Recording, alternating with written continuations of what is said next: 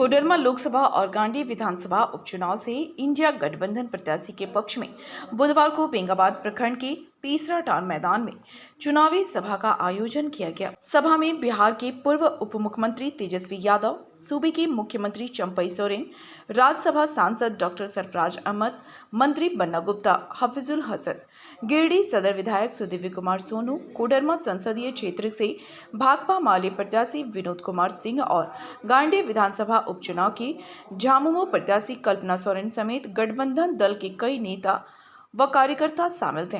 मौके पर सभी ने सभा को संबोधित किया और इंडिया गठबंधन के पक्ष में कोडरमा संसदीय क्षेत्र प्रत्याशी विनोद कुमार सिंह और गांडी विधानसभा उपचुनाव प्रत्याशी कल्पना सोरेन को मतदान करने की अपील की। सभा के दौरान लालू के लाल तेजस्वी यादव अपने पिता के अंदाज में ही नजर आए। इस दौरान अपने भाषण में उन्होंने पीएम मोदी को केंद्र बिंदु में रखा और जमकर निशाना साधा।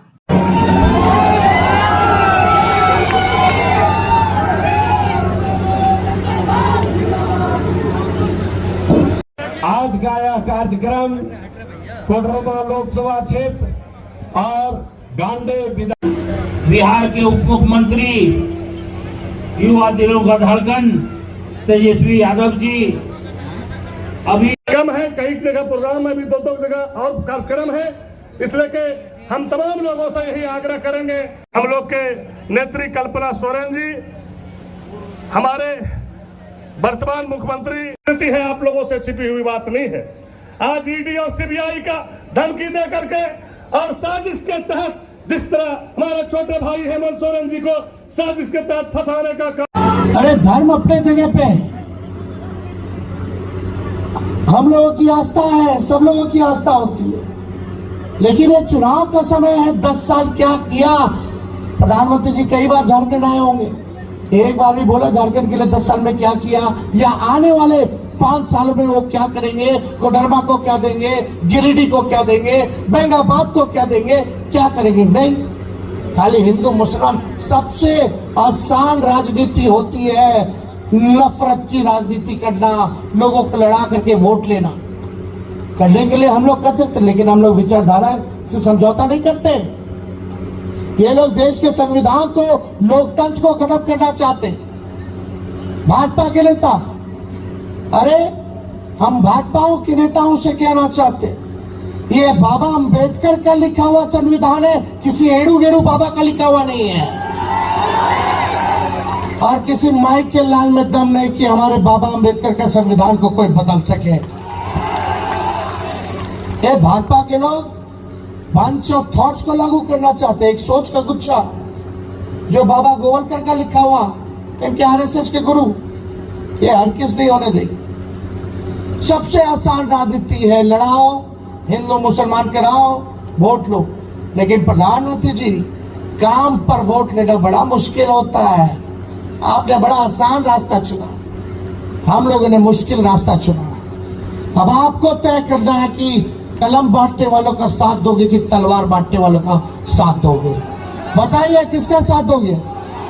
अरे कलम हम लोग बांटेंगे, हमारी इंडिया की सरकार बनेगी, हेमंत जी का हाथ मजबूत होगा, लालू जी का, राहुल जी का हाथ मजबूत होगा, तो हम लोग वादा करते हैं पूरे देश में 1 करोड़ नौजवानों को सरकारी नौकरी हम लोग दिलाने का काम करेंगे।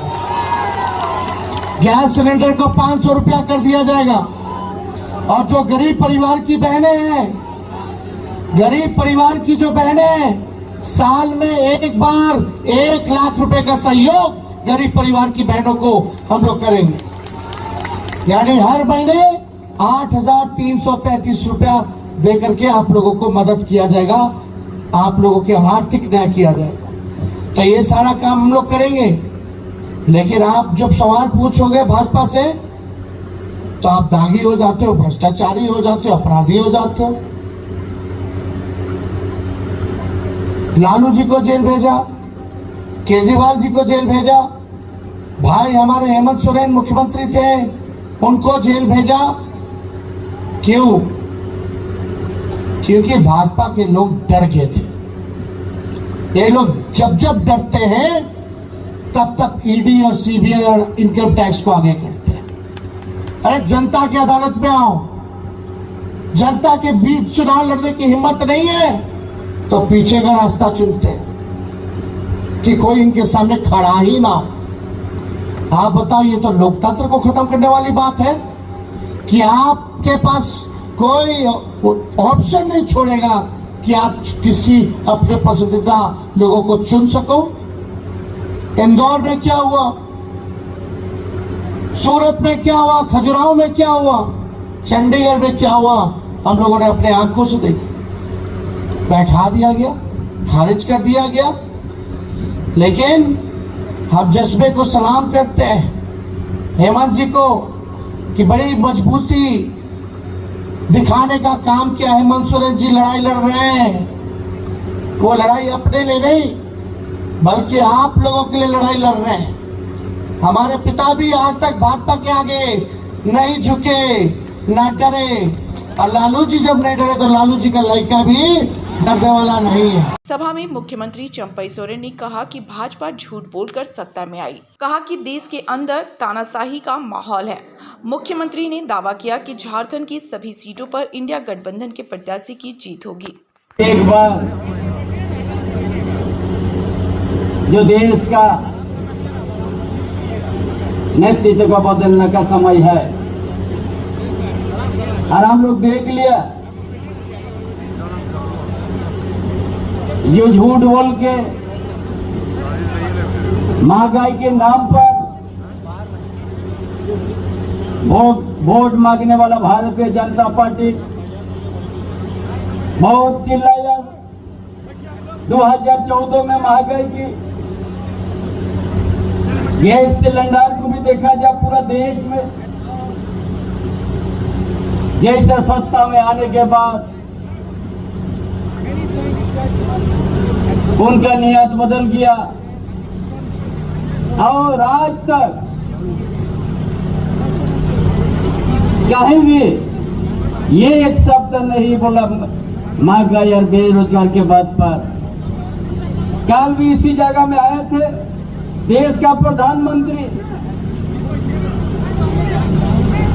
कभी जनहित का बात नहीं किया हो, अपना हित का बात ही बोला हो। 30-35 साल बोलता भीख मांग के हम जीवन बिताया।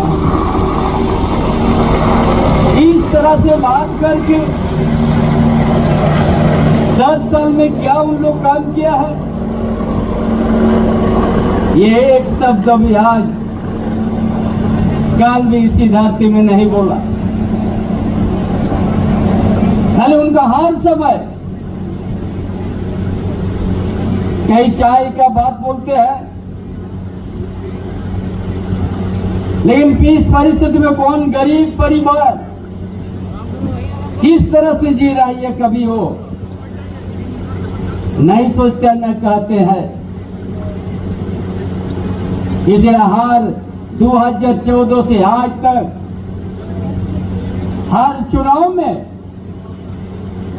उनका झूला और झूठ का ही राजनीति किया है, जो देश को तबाह किया है।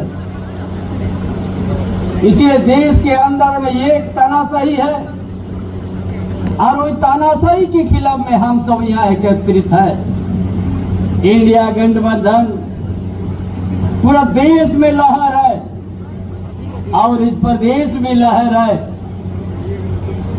पिछले दिन जो हमारा चुनाव हुआ 4 लोकसभा का, चारों में हम दावा के साथ कहते हैं हमारा इंडिया गठबंधन का जीत सुनिश्चित हो गया है।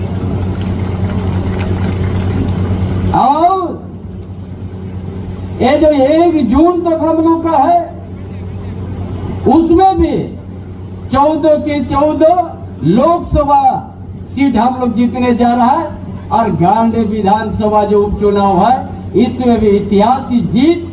और यहाँ पर हम लोग वोट के माध्यम से उन लोग को जवाब जनता दे देगी।